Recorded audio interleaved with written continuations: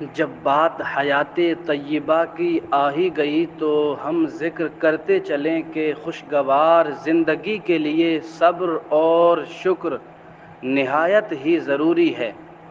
لہٰذا جو شخص چاہتا ہے کہ اپنی زندگی خوبصورت بنائے، اسے چاہیے کہ صبر اور شکر اختیار کرے، اس لیے کہ یہ دونوں ایسی باقوت چیزیں ہیں کہ جس کے اندر سما جائیں اسے مزید مستحکم اور طاقتور بنا دیتی ہیں۔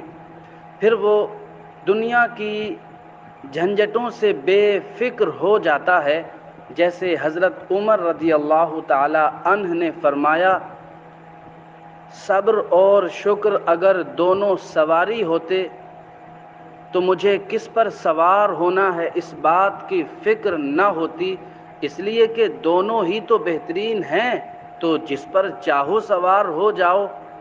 اور یہ بھی کہا جاتا ہے کہ صبر ایسی بہترین سواری ہے جو اپنے سوار کو گرنے نہیں دیتی ہے، نہ اونچائی سے نہ لوگوں کی نظروں سے۔ اس سے معلوم ہوا کہ غم اور خوشی انسانی زندگی کا جزو لازم ہے، اس سے چھٹکارا نہیں ہے۔ ہاں اس کا علاج ضرور ہے۔ جب اس سے چھٹکارا نہیں تو ہمیں چاہیے کہ اس کے علاج کو ساتھ رکھیں۔ جیسے محمود غزنوی نے اپنے غلام ایاز کو بلایا اور فرمایا کہ یہ انگوٹھی لے کر جاؤ، اس پر ایسی بات لکھوا کر لاؤ جسے ہم غم میں پڑھیں تو خوش ہو جائیں اور خوشی میں پڑھیں تو رنجیدہ ہو جائیں۔ 2 دن تفکر کیا، تیسرے دن وزیر حاضر ہوا تو بادشاہ نے دیکھا کہ اس پر لکھا ہوا ہے، یہ وقت بھی گزر جائے گا، یعنی اگر خوشی ہے تو اترا مت، یہ وقت بھی گزر جائے گا اور اس کے بعد غم آئے گا، اور اگر غم ہے تو وابیلہ مت کر، صبر کر، یہ وقت بھی گزر جائے گا اور اس کے بعد خوشی ہے۔ سمجھ آ رہی یہ بات؟ لہٰذا ہمیں چاہیے کہ ہم تکلیف کے آنے پر صبر کریں، نعمت کے ملنے پر شکر ادا کریں کہ اسی میں ہماری بھلائی ہے اور اسی میں ہماری زندگی کا سکون بھی ہے۔ دوسری طرف انسان اگر صبر نہ کرے تو کیا اس کا صبر نہ کرنا اس تکلیف کو دور کر سکتا ہے؟ جیسے ہمارے والد یا ماں کا انتقال ہو اور ہم صبر نہ کریں تو کیا وہ زندہ ہو سکتے ہیں؟ جب ہمارا صبر نہ کرنا انہیں موت سے نہیں بچا سکتا تو ہمیں چاہیے کہ صبر کریں۔ صبر کریں گے تو ثواب پائیں گے اور بہت جلد اس سے بہترین نعمت ہمیں عطا کر دی جائے گی۔ صبر تکلیف پر کرنا آسان نہیں ہے تو بڑا مشکل، لیکن تکلیف پر صبر کا پھل بھی بڑا میٹھا ہے۔ جانتے ہو صبر کرنے والوں کے تعلق سے اللہ تعالیٰ فرماتا ہے، وَاصْبِرُوا إِنَّ اللَّهَ مَعَ الصَّابِرِينَ، اور صبر کرو، بے شک اللہ صبر کرنے والوں کے ساتھ ہے۔ حضرت ایوب علیہ السلام نے تکلیفوں پر صبر کیا تو ان کو کتنا بڑا انعام عطا فرمایا۔ یوں ذکر کیا، وجدناہ صابرا، ہم نے اس کو صبر کرنے والا پایا۔ تو اتنا عظیم انعام ایسے ہی نہیں مل جاتا ہے، کچھ نہ کچھ تکلیفیں برداشت کرنی ہوتی ہیں، تب جا کر انسان کسی بڑے مقام پر فائز ہوتا ہے۔ جانتے ہو حضرت ایوب علیہ السلام کے صبر کی کہانی بھی بڑی دل آویز ہے۔ اللہ تعالیٰ نے ان کو حسن و جمال، خوبصورت بیوی، محل، باغات اور ہزاروں بیل بکریاں، اولاد عطا فرمائی تھی، لیکن جب آزمائش آئی، پہلے گھر گرا، اس میں دب کر تمام اولاد فوت ہو گئی، کھیت کھلیہان باغات سب تباہ و برباد ہو گئے، غلام مارے گئے، جانور سب فوت ہو گئے۔ اور جب ان چیزوں کی باری باری آپ کو خبر دی جاتی تو آپ کہتے اللہ کے لیے ہی حمد ہے ان سب کا مالک وہی ہے، اس نے مجھے یہ چیزیں عطا فرمائیں، اب واپس لے لیں، اس کی مرضی۔ میں تو شکر ادا کرتا ہوں کہ اتنے وقت کے لیے بھی کم سے کم مجھے عطا تو فرمائیں۔ اللہ اکبر۔ خیر، پھر آپ کے جسم مبارک میں بھی ایک بیماری لاحق ہوئی، جس کے سبب آپ کے اعزاء اقربا نے آپ کا ساتھ چھوڑ دیا۔ آپ بستی سے نکل کر بیوی کے ہمراہ، چونکہ بیوی آپ کے ساتھ ہی رہی، جنگل میں چلے گئے۔ آپ کی بیوی محنت مزدوری کرتی، اس سے کھانا خرید کر شوہر کی خدمت میں پیش کرتی۔ اسی تکلیف میں مسلسل 30 سال گزر گئے۔ بعض لوگ یہ بھی کہہ دیتے ہیں کہ ایسی بیماری تھی کہ آپ کے جسم میں کیڑے پڑ گئے تھے۔ ایسا نہیں ہے۔ اللہ تعالیٰ اپنے نبیوں کو ہر اس بیماری سے محفوظ رکھتا ہے کہ جس سے انسان گھن کرے، لہٰذا ایسی بیماری نہیں تھی۔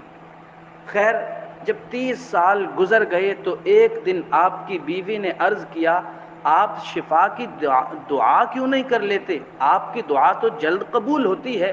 آپ نے فرمایا، میری پیاری بیوی، ذرا مجھے بتاؤ تو صحیح، ہماری خوشحالی کے دن کتنے تھے؟ عرض کی 80 سال۔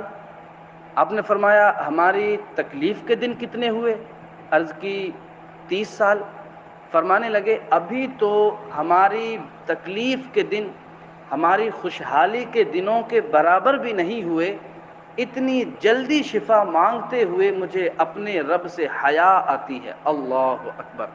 ہم غور کریں، ایک دن کی بیماری اگر ہو جائے تو ہم ایسا وابیلہ کرتے ہیں کہ مانو زمین پر ہم سے زیادہ پریشان کوئی نہیں۔ ہمیں سبق لینا چاہیے اس واقعے سے۔ خیر، پھر وقت آیا، حضرت ایوب علیہ السلام نے دعا کی تو اللہ تعالیٰ نے ان کو شفا عطا فرمائی۔ لیکن جانتے ہو دعا کس اچھوتے انداز میں کی؟ یہ نہیں کہا کہ میں بڑی مدت سے بیمار ہوں، یہ بھی نہیں کہا کہ مجھے شفا عطا فرما دے، بلکہ یوں عرض کیا، یا رب انی مسنی الضر وانت ارحم الراحمین، اے میرے رب مجھے تکلیف پہنچی ہے اور تو سب سے بڑھ کر مہربان ہے۔ یعنی جو سب سے بڑھ کر رحم فرمانے والا ہو، اس کا بندہ تکلیف میں ہو، کیسے ہو سکتا ہے؟ اللہ اکبر۔ رونے والے تجھے رونے کا سلیقہ ہی نہیں، اشک پینے کے لیے ہے کہ بہانے کے لیے۔ خیر، اس واقعے سے ہمیں درس لینا چاہیے کہ ہمیں ہر حال میں صبر کا دامن پکڑے رہنا چاہیے۔ دوسری طرف خوشگوار زندگی کا ضامن شکر ہے کہ انسان کو چاہیے شکر ادا کرے۔ انسان کی فطری طبیعت یہ ہے کہ وہ نعمتوں کی بڑھوتری پر خوش ہوتا ہے۔ نعمت، اولاد نعمت، مال نعمت، گھر نعمت، بیوی نعمت، حسن و جمال نعمت، اور ان سب کی بڑھوتری انسان چاہتا ہے۔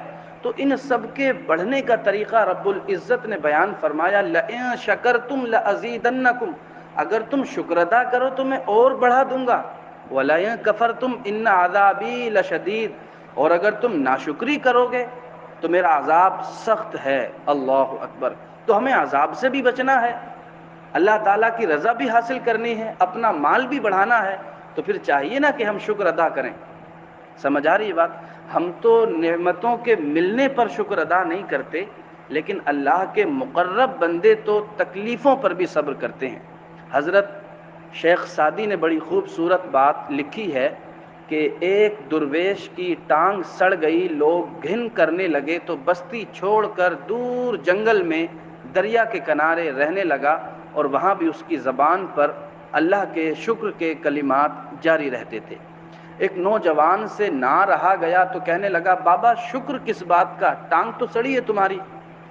تو بابے نے بڑا خوبصورت جواب دیا، بیٹا شکر اس بات کا کہ میں ایک بیماری میں مبتلا ہوں، نہ کہ گناہ میں۔ اس لیے کہ انسان جب گناہ کر رہا ہوتا ہے، اپنے رب کو ناراض کر رہا ہوتا ہے، وہ کیسے شکر ادا کر سکتا ہے؟ مجھے بیماری ملی، میں نے اس پر صبر کیا، میرے رب نے مجھے صبر کی توفیق کی، عطا کی۔ صبر ایک نعمت ہے، تو اسی نعمت کے ملنے پر میں شکر ادا کر رہا ہوں۔ الٹی ہی چال چلتے ہیں دیوان گان عشق، آنکھوں کو بند کرتے ہیں دیدار کے لیے۔ ہم تو نعمت کے ملنے پر شکر ادا نہیں کرتے۔ بزرگوں کو دیکھیں کہ تکلیف پر بھی وہ رب العزت کا شکر ادا کرتے ہیں۔ تبھی کہا جاتا ہے ہر حال میں اس مالک کا شکر ادا کرو۔ حضرت عمر رضی اللہ تعالی عنہ نے ایک دیہاتی کو دیکھا کہ دعا کرتا ہے اللہم اجعلنی من الاقلین، اے اللہ مجھے تھوڑے لوگوں میں شامل فرما دے۔ آپ نے فرمایا کیا مطلب ہے اس بات کا؟ عرض کی اللہ تعالیٰ نے فرمایا ہے نا وقلیل من عبادی الشکور، اور میرے شکر گزار بندے تو تھوڑے ہی ہیں۔ تو میں نے دعا کی کہ مجھے تھوڑے لوگوں میں شامل فرما دے، یعنی اپنے شکر گزار بندوں میں شامل فرما دے۔ لہٰذا ہمیں چاہیے کہ صبر اور شکر کا دامن تھامیں اور ہمیشہ اس کو اختیار کرتے رہیں کہ اس سے ہماری زندگی خوشگوار اور خوبصورت بنی رہے۔